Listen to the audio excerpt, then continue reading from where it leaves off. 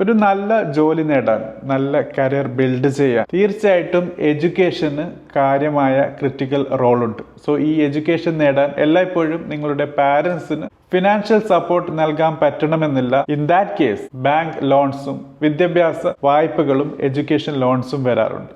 So ചില കാര്യങ്ങൾ മനസ്സിലാക്കാം. ആദ്യമായിട്ട് ക്രൈറ്റീരിയ ആണ് ഏതൊക്കെ കേസിലാണ് ബാങ്ക് ലോൺസ് ലഭിക്കുന്നത്, ഏതൊക്കെ കാര്യങ്ങളാണ് അവർ ശ്രദ്ധിക്കുന്നത്. സ്റ്റുഡൻറ്റിൻ്റെ മെറിറ്റ്, അതോടൊപ്പം അവർ പഠിക്കാൻ ആഗ്രഹിക്കുന്ന കോഴ്സിൻ്റെ വാല്യൂം അക്രഡേഷനും, പിന്നീട് ലോൺ എലിജിബിലിറ്റിയായി നോക്കുമ്പോൾ ഈ ലോൺ തിരിച്ചടക്കാനുള്ള കഴിവ്, നിങ്ങൾ നൽകുന്ന കൊളാറ്ററൽ ഒക്കെയാണ്. രണ്ടാമതായി ഏതൊക്കെ രീതിയിലുള്ള കോഴ്സുകൾക്കാണ് വായ്പകൾ ലഭിക്കാറ്. UG PG കോഴ്സുകൾ, ബാച്ചിലേഴ്സ് മാസ്റ്റേഴ്സ് പ്രോഗ്രാമുകൾക്ക്, വൊക്കേഷണൽ സ്കിൽ ബേസ്ഡ് കോഴ്സുകൾക്ക്, അതോടൊപ്പം പ്രൊഫഷണൽ കോഴ്സുകൾക്ക്. ഇനി വിദ്യാഭ്യാസ വായ്പകളുടെ പലിശ നിരക്കുകൾ നോക്കുകയാണെങ്കിൽ മിനിമം 8% മുതൽ മാക്സിമം 16%